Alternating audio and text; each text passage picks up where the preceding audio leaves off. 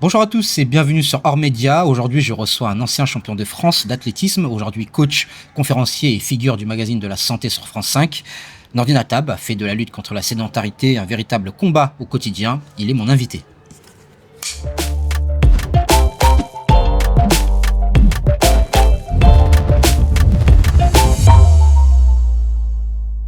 Bonjour Nordine, comment ça va? Ça va, bonjour Exaucé. Merci en tout cas d'être avec nous aujourd'hui. J'en profite pour remercier le bateau Lavoir de nous accueillir et son patron Stéphane dans son magnifique bateau. Nordine, tu es passé de champion de France à coach reconnu. À quel moment s'est faite cette passerelle? Déjà, ça a débuté il y a quelques années, et comme tu l'as bien appuyé, en fait, c'est ancien champion de France. Oui. Voilà, donc je te remercie pas là-dessus, mais quoi qu'il en soit, mais au final, d'année en année, j'ai toujours eu le sport à mes côtés. Mais je savais pas en fait que ça allait être mon compagnon de vie, et que de mon amour du sport, j'allais en faire une profession. Donc au départ, depuis le plus jeune âge, j'ai débuté l'athlétisme à 7 ans, 8 ans. Déjà dans l'école élémentaire, je faisais des petits concours de 100 longueurs, tout ça, et puis d'un seul coup, tu dis tiens, peut-être qu'il y a des choses, des perspectives qui peuvent être envisagées. Et puis il y a quelqu'un qui m'a repéré, qui m'a mis le pied à l'étrier. Ça m'a sorti aussi du quartier, donc merci à lui, parce que ça te fait découvrir aussi un monde différent.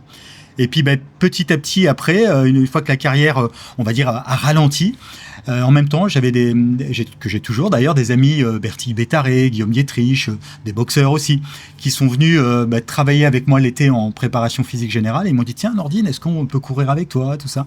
Et de manière amicale, ça s'est dessiné comme ça. Et puis après, je me suis dit, purée, mais là, faut imaginer que c'était en 2002, 2003, et que là, je me suis dit, mais peut-être que je peux me proposer en bénévolat auprès de clubs, voilà. Donc j'ai démarré tout doucement en me proposant au bénévolat au club d'Olivet au basket, et puis de fil en aiguille, j'en suis devenu après quelqu'un qui intervenait en préparation physique, et puis le coaching après est venu petit à petit dans ma vie également, voilà. Y a-t-il un moment précis où tu t'es dit je veux transmettre? C'est une très bonne question. C'est une sacrée bonne question.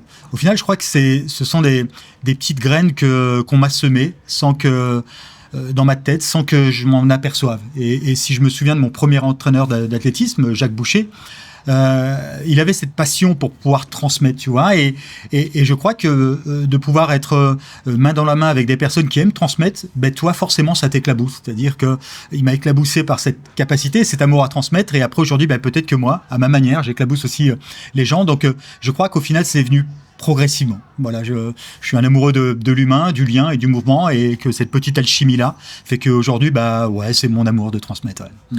Tu as travaillé notamment avec Orléans Loiret Basket sur la vitesse et l'explosivité. Concrètement, ça change quoi, ça, pour un joueur? C'est la base, ce que je veux dire. Enfin, ce qui est la base, c'est l'athlétisme aujourd'hui. En tout cas, ça, c'est mon point de vue.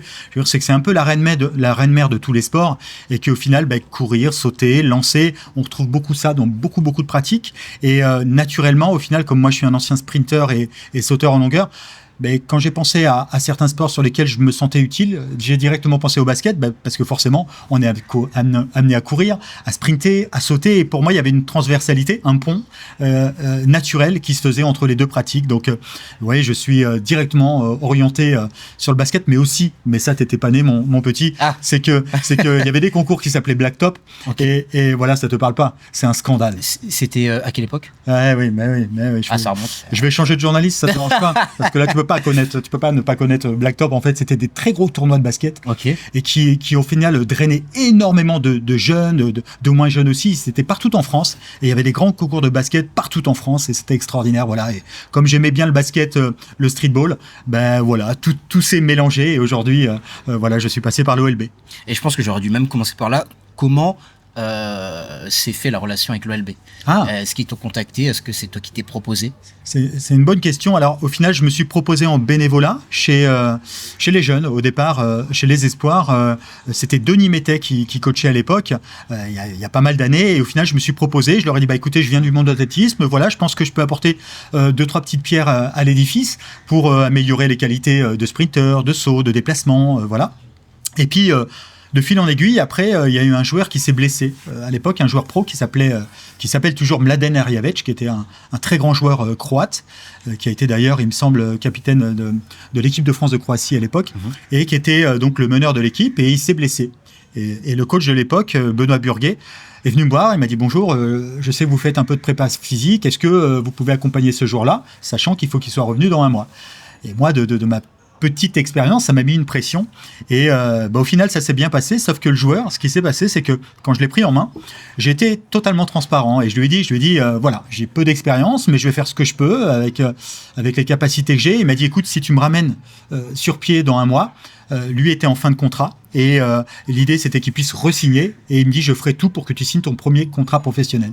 Et donc aujourd'hui je le remercie parce que c'est grâce à lui, ça s'est bien passé et l'année d'après j'étais sur l'équipe pro et puis après j'ai travaillé avec l'OLB des très belles années en Euroleague, tout ça sur 10 voire 15 ans. Quelle est la plus grosse erreur que font les sportifs aujourd'hui, selon toi? La plus grosse erreur que font les sportifs Tu peux aller plus loin dans ta question, s'il te plaît? En termes de gestion sportive, en termes d'entraînement, parce qu'il y en a qui en font trop, il y en a qui en font moins. Est-ce qu'il y a un juste milieu?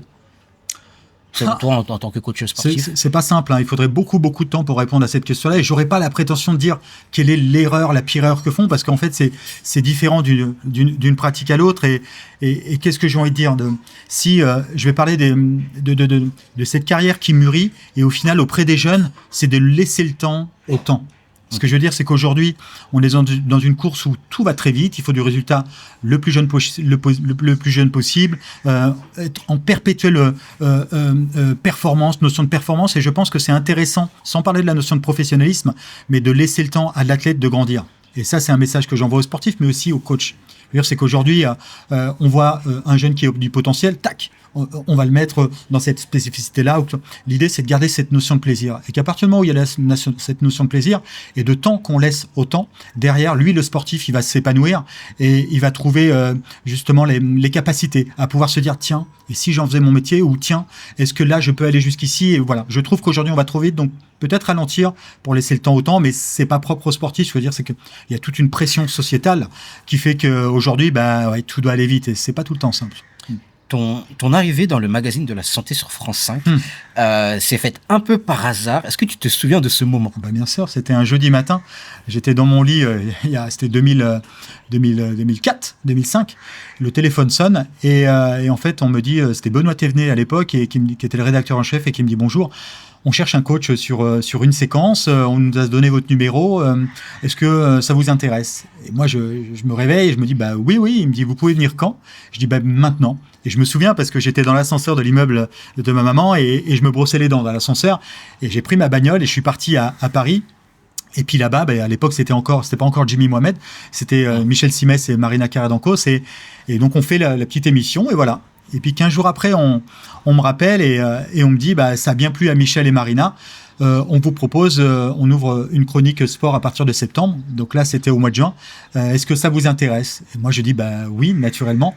Et l'aventure était partie. Et au final, ce qui se passe, c'est que alors que j'avais débuté la préparation physique, je m'interdisais, j'étais pas animé sur le coaching sportif.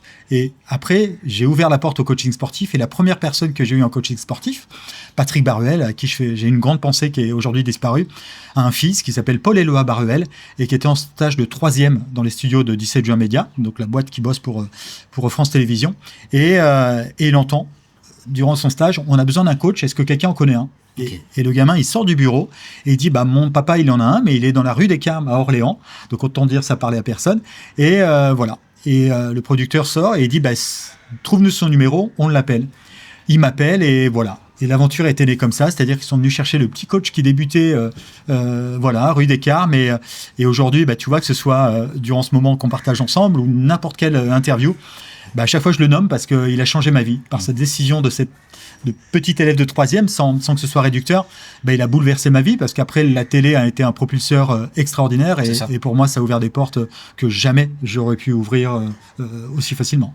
Tu travailles aussi beaucoup avec le département du Loiret. C'est eux qui t'ont contacté ou bien c'est aussi toi qui t'es proposé? Je crois que c'est un ensemble. Je veux dire, c'est que on est dans la même ville, même si c'est une grande ville, c'est aussi un petit village. Et je veux dire, c'est que tout le monde se connaît, que les relations se sont créées naturellement sur des événements communs ou autres, et que ils ont été sensibles au fait des différentes dynamiques que je peux mettre en place, que ce soit dans les écoles élémentaires, les EHPAD ou même auprès du grand public, et que au final, bah oui, on a créé une petite alchimie, et que derrière, bah, on a créé des projets communs. Et il y a eu un très beau projet en 2024 qui s'appelle Move It. Et on avait créé une application à destination des collégiens et des collégiennes pour justement amener du mouvement, ramener du mouvement dans leur vie.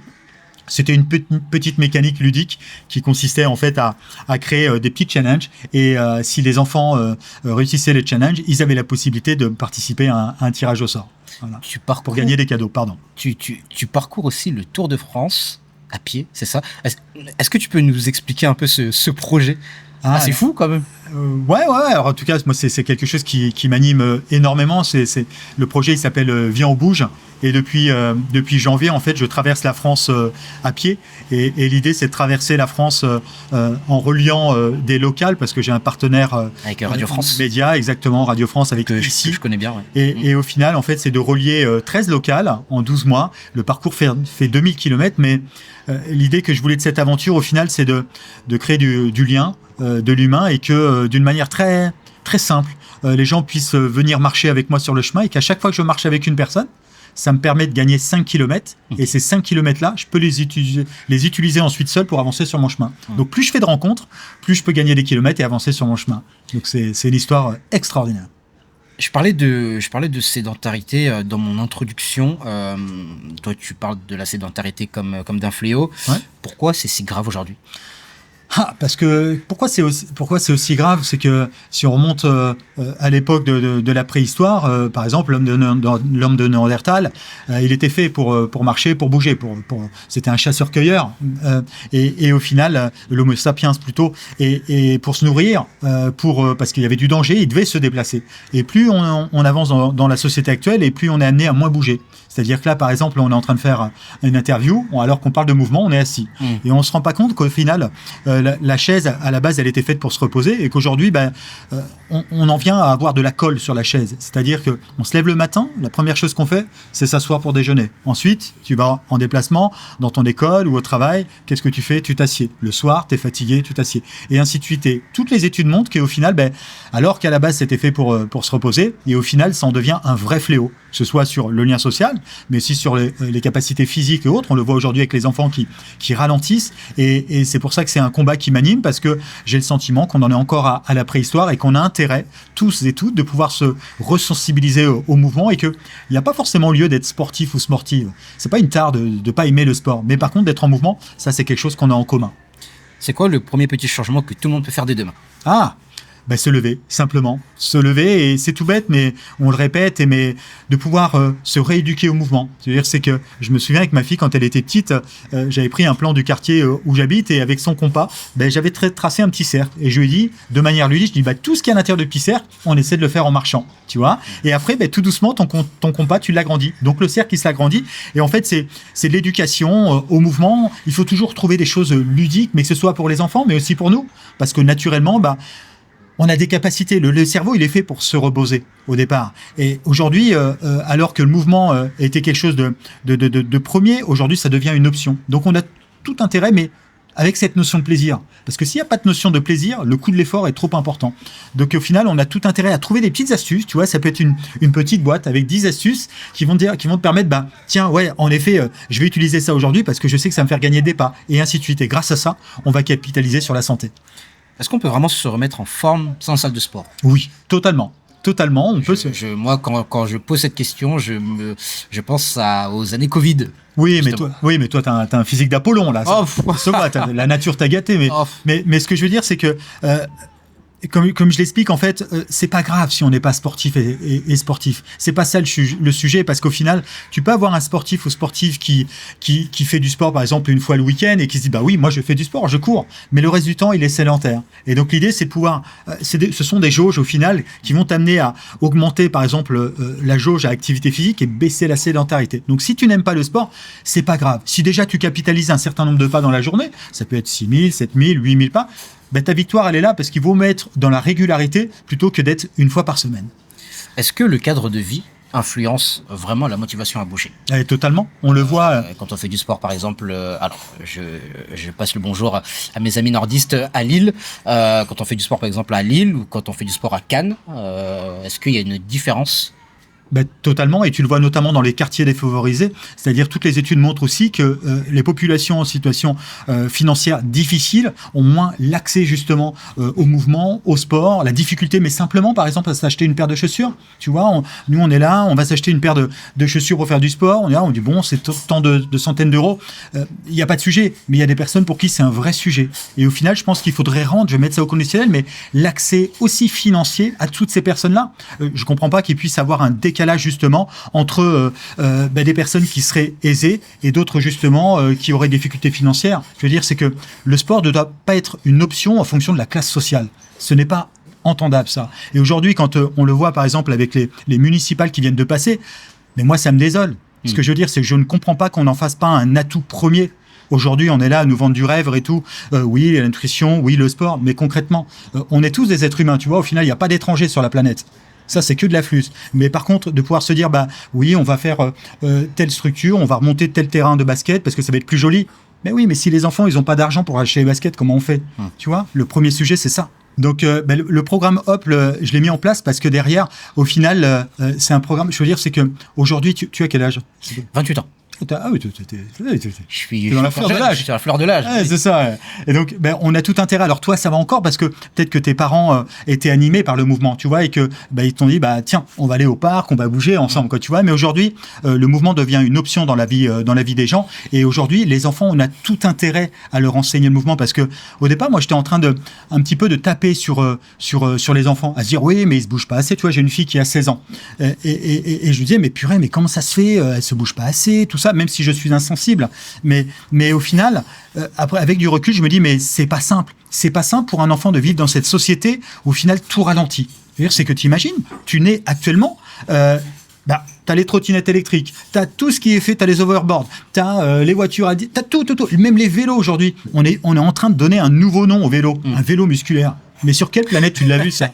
Non mais sérieux, sur quelle planète? Et au final derrière, les enfants, on a tout intérêt de les prendre par la main et de les accompagner. Et c'est pour ça que demain, ce sont eux les ambassadeurs et les ambassadrices du mouvement. Ça veut dire c'est qu'eux-mêmes vont devenir parents, tu vois. Donc quel enseignement et quelle force ils vont avoir à pouvoir transmettre. Tu me parlais de transmission tout à l'heure.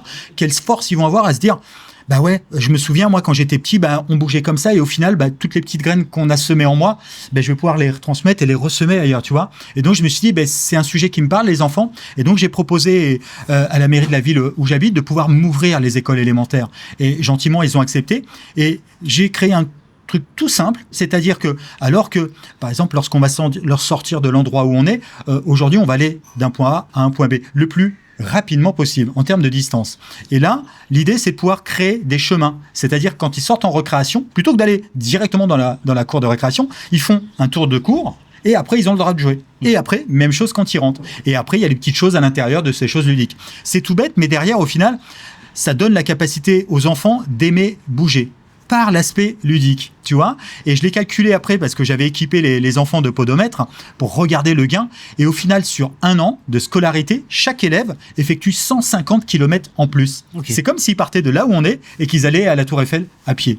Et c'est ça qui est chouette pour eux, parce que tu leur images ça, et derrière, je leur ai dit, il y avait une classe de 25 élèves, où derrière, par exemple, le gain de chaque élève représente, au final, c'est comme s'ils faisaient un petit relais, le Tour de France. Et l'école, ils étaient plus de 200, c'est comme s'ils faisaient le tour de la planète. Et en imageant comme ça, en mettant du ludique dans la tête des enfants, derrière, tu leur donnes le goût du mouvement. Parce que le coût de l'effort sera moins important que la récompense, c'est-à-dire s'amuser. Si tu avais carte blanche, tu changerais quoi dans l'éducation des enfants dans le sport? S'il te plaît, vas-y, nomme-moi ministre, tu vas voir. Ça va être rapide. Non, vas-y. Là, en ce moment, on a une femme, ouais, dont je ne tairai le nom, parce qu'on ne veut pas mélanger c'est pas le sujet, hein, la politique ici. Mais voilà, si elle te donne carte blanche. Je le dis tout à l'heure, l'accès à l'égalité sociale sur le sport. C'est qu'aujourd'hui, tu le vois, on a eu les Jeux Olympiques, mais c'était de la grosse flûte. Ah bon, tu trouves? Mais bien sûr, mais c'est un scandale. Je suis un animé du sport. Mais je te le dis, quand j'ai vu qu'on avait obtenu les Jeux Olympiques, mais j'étais content. Je me suis dit, on a un tapis rouge de plusieurs années devant nous pour pouvoir faire en sorte que la nation, parce que c'est ça le problème. Aujourd'hui, on est là, on dit, ouais, on est champion du monde et tout ça. Mais ça concerne que des sportives et des sportifs. La nation, elle est en train de ralentir. Et je me suis dit par ces Jeux Olympiques que derrière, on va avoir la capacité durant plusieurs années à pouvoir faire en sorte de mettre ou de remettre du mouvement. Mais du gros pipeau. Ah ouais. Mais du gros pipeau, on a mis des paillettes durant un an et demi. Et la première chose qu'on a fait après, une fois que les Jeux Olympiques sont terminés, c'est quoi? On a retiré 100 millions d'euros au budget des sports. C'est ça le vrai message que tu veux envoyer? Donc moi, tu me nommes, derrière, il n'y a pas besoin de faire de fioritures, des choses simples, des trucs accessibles tout de suite. Vous avez besoin de faire du sport, vous manquez d'argent et tout pour pouvoir vous équiper. Ok, il faut donner l'accès à tout le monde. Aujourd'hui, le sport ne peut pas être, je te l'ai dit tout à l'heure, ne peut pas être lié aux capacités financières et sociales. C'est pas possible, ça. Est-ce que tu as déjà été approché par un gouvernement?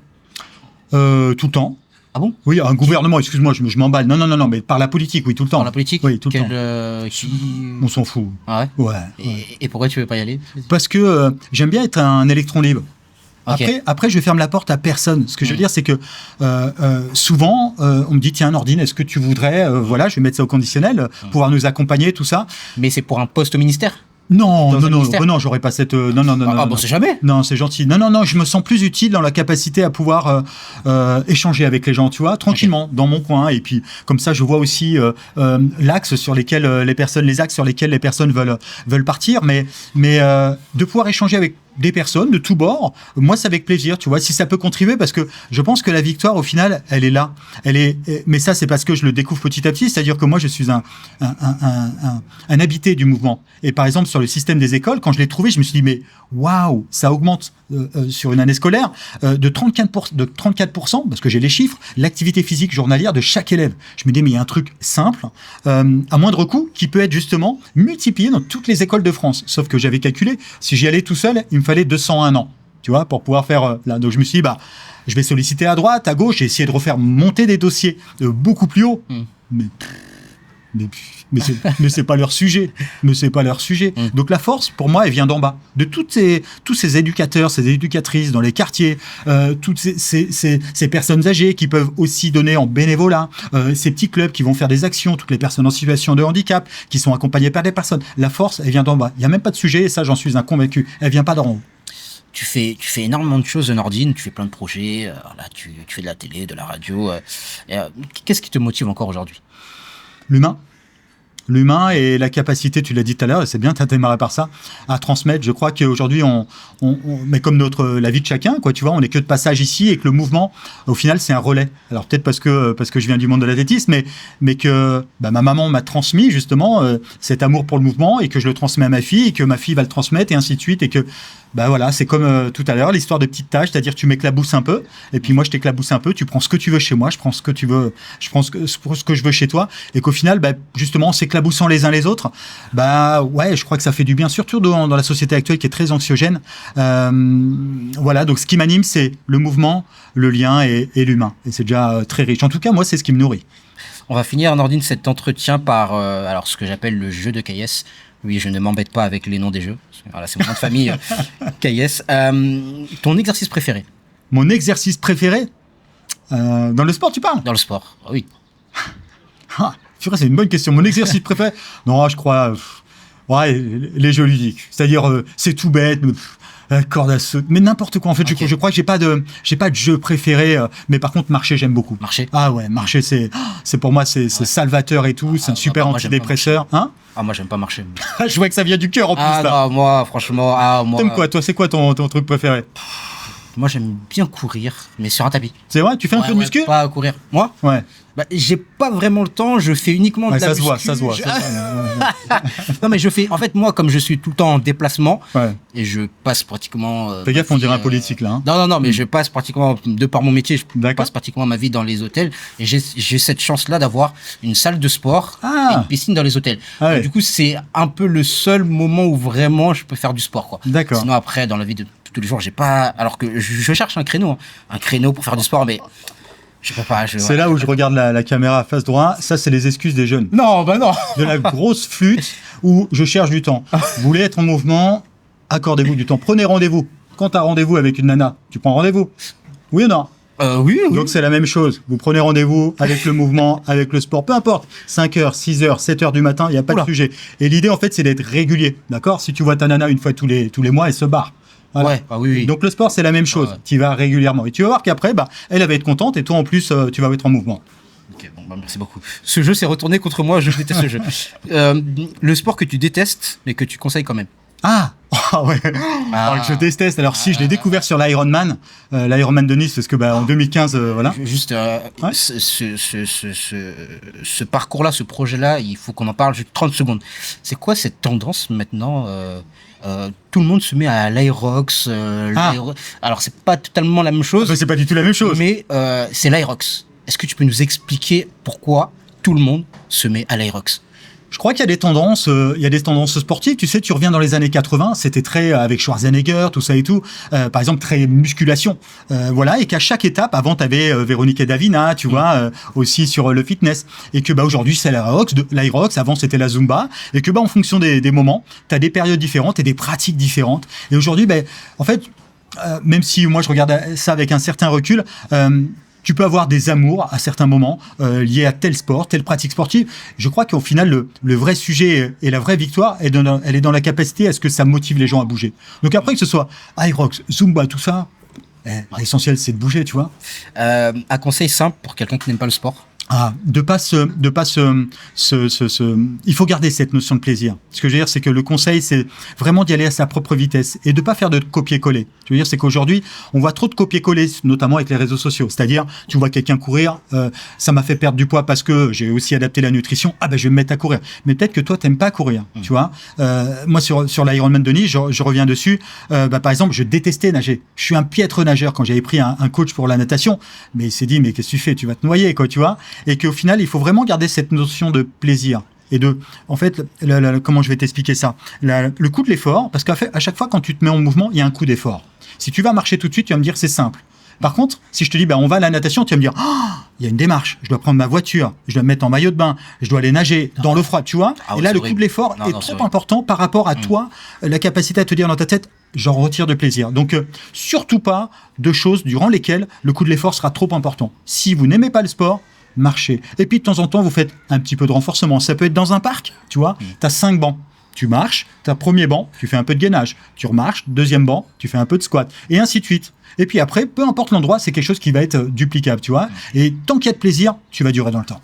Si tu devais convaincre quelqu'un de bouger en 10 secondes, tu lui dis quoi? Je sais pas, tu lui dirais quoi? Moi? Ouais. Je sais pas. Moi, je sais pas. La prochaine fois, j'aimerais bien qu'on me donne un journaliste.